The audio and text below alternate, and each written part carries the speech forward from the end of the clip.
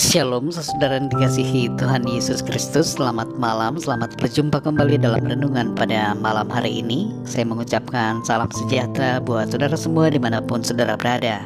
Damai dan sukacita oleh Roh Kudus melimpah senantiasa dalam hati dan kehidupan saudara semua. Sebelum kita mendengarkan renungan firman Tuhan, mari sama-sama kita berdoa. Terima kasih Bapa di surga, kami mengucap syukur untuk pimpinan dan penyertaan-Mu di sepanjang hari ini.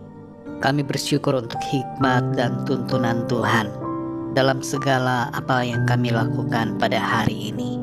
Terima kasih buat sukacita, damai sejahtera, dan kebahagiaan yang Tuhan selalu limpahkan dalam hati kami. Kami mengucap syukur untuk semua kebaikan Tuhan.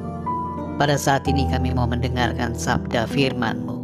Urapi kami ya Tuhan Yesus, dan berikan kami pengertian supaya kami dapat memahami akan kehendak-Mu.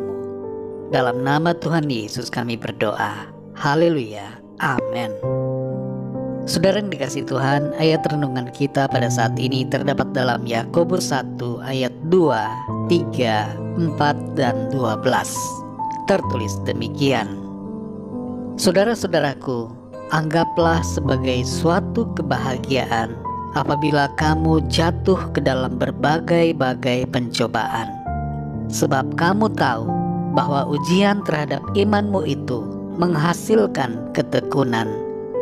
Dan biarkanlah ketekunan itu memperoleh buah yang matang, supaya kamu menjadi sempurna dan utuh dan tak kekurangan suatu apapun. Berbahagialah orang yang bertahan dalam pencobaan, sebab apabila ia sudah tahan uji, ia akan menerima mahkota kehidupan yang dijanjikan Allah kepada barang siapa yang mengasihi Dia. Saudara yang dikasihi Tuhan, sejak zaman Adam dan Hawa sampai kepada Tuhan Yesus ketika menjadi manusia, dan kemudian sampai kepada kita hari ini, pencobaan selalu ada. Setiap orang mengalami pencobaan setiap hari. Pencobaan bukanlah sebuah dosa, saudara, tapi perbuatan yang salah, pilihan yang salah, dan keputusan yang salah ketika dicobai. Itulah yang membuat kita berdosa. Ada 3 sumber pencobaan. Pertama adalah kedagingan kita, kedua dunia ini, dan ketiga adalah iblis. Iblis seringkali menunggu saat dimana kita lemah, dan karena itu saudara, kita perlu sangat berhati-hati dengan situasi kelemahan kita, dengan meminta kekuatan roh dari Tuhan supaya kita tidak terjatuh ke dalam dosa.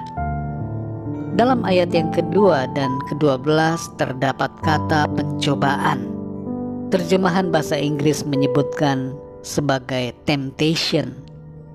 Dalam bahasa Yunani, kata ini disebut dengan pirasmos, yang mempunyai makna suatu keadaan yang dialami atau dihadapi, yang memberikan suatu tantangan untuk memilih setia atau tidak setia kepada Tuhan, dan melakukan atau tidak melakukan firman-Nya, serta melangkah atau tidak melangkah dalam janji firman Tuhan.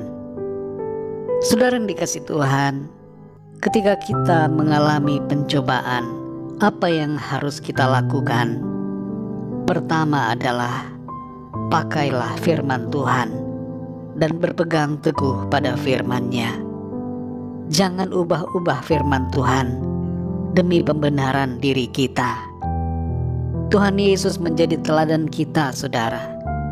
Dalam Matius 4 ayat 1-11 kita membaca, ketika Tuhan Yesus dicobai, Ia selalu memakai firman Tuhan.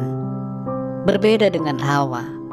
Hawa terjatuh karena tidak melawan dengan firman Tuhan. Memang Hawa sempat memakai firman Tuhan, tapi ia tidak berpegang teguh pada firman-Nya. Yang kedua, saudara, jangan merasa diri kita kuat. Hati-hatilah dengan kesombongan rohani.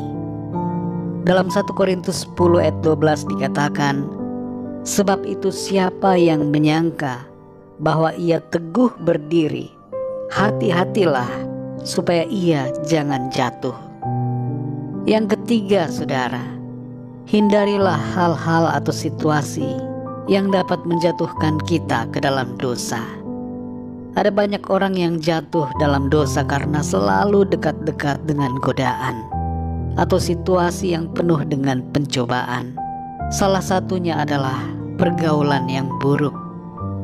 Firman Tuhan katakan, pergaulan yang buruk merusakkan kelakuan yang baik. Mari saudara, jauhkan diri kita dari pencobaan, dari situasi-situasi yang dapat membuat kita berdosa. Saudara yang dikasih Tuhan, kalau kita perhatikan, di ayat yang kedua disebutkan kata pencobaan, tapi di ayat yang ketiga berubah menjadi ujian. Kita tidak perlu bingung dengan hal ini, saudara, karena pencobaan dalam bahasa Yunani, pirasmos, salah satu maknanya juga adalah ujian terhadap iman untuk pembuktian. Sebagai hasil dari ujian atau pencobaan itu dihasilkan ketekunan, dan oleh ketekunan yang terus-menerus kita menjadi sempurna, saudara. Di ayat yang ke-12 dikatakan bahwa ujian menjadikan kita tahan uji, dan kemudian kita menerima mahkota kehidupan dari Tuhan. Saudara yang dikasih Tuhan, bertahanlah dalam pencobaan. Jangan kalah dengan keadaan, tapi menang atas setiap situasi pencobaan yang kita alami. Ada upah yang Tuhan sediakan bagi setiap kita. Ada perkara luar biasa yang kita alami ketika kita tekun dan bertahan dalam pencobaan. Mari saudara yang dikasih Tuhan, ikutilah firman Tuhan dan hiduplah dalam pimpinan Roh Kudus, bukan dalam kedagingan kita, agar kita menang atas setiap pencobaan. Berbahagialah saudara ketika menghadapi pencobaan, dan menanglah atas setiap pencobaan itu. Minta kekuatan Tuhan untuk menolong kita, dan berkomitmenlah selalu untuk setia melakukan kehendak Tuhan dalam situasi apapun. Percayalah saudara, ada berkat kehidupan yang tersedia bagi orang-orang yang menang. Mari kita berdoa, saudara. Bapa kami yang di surga, Bapa dalam nama Tuhan Yesus Kristus, kami mengucap syukur untuk firman-Mu yang sudah kami dengar pada saat ini, mengajarkan kepada kami agar kami berbahagia dalam setiap pencobaan yang kami alami, dan menang. Kami tekun setia melakukan firman Tuhan, tidak kalah dengan keadaan, menjaga diri kami agar tidak terjatuh ke dalam dosa, tapi menang dengan kekuatan firman Tuhan.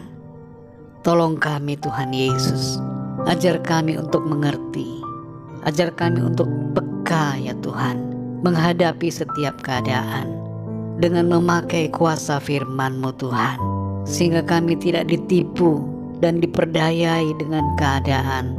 Kami tidak terjebak dengan situasi pencobaan, tapi kami dapat menghadapinya dengan kekuatan firman-Mu Tuhan. Terima kasih ya Bapa, kami mengucap syukur.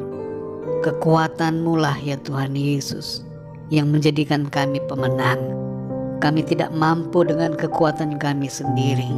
Kami butuh kekuatan Roh Kudus-Mu ya Bapa. Terima kasih Tuhan. Tuntun kami selalu dan kuatkan kami ya Tuhan Yesus. Berkati kami sepanjang malam ini.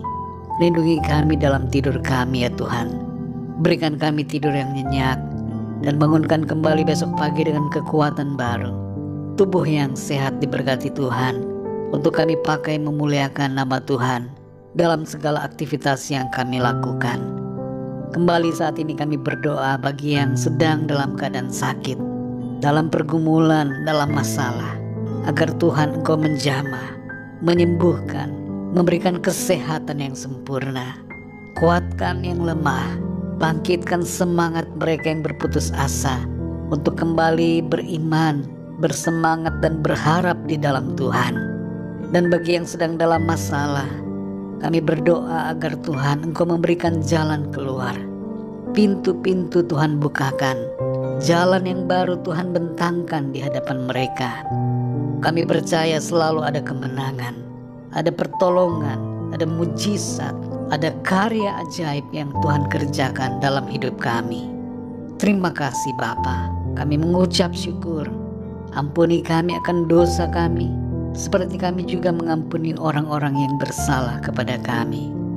Kami percaya berkat damai sejahtera dan kasih karunia Tuhan senantiasa berlimpah dalam hidup kami. Hanya dalam nama-Mu yang kudus, nama Tuhan Yesus Kristus, kami berdoa dan mengucap syukur. Haleluya, amin. Puji Tuhan, saudara yang dikasih Tuhan, saya percaya firman Tuhan menjadi berkat dan kekuatan buat saudara semua. Dan Roh Kudus akan menolong saudara untuk lebih lagi memahami kebenaran firman Tuhan. Tuhan Yesus memberkati saudara semua. Selamat malam, selamat beristirahat, dan sampai jumpa dalam renungan yang berikutnya.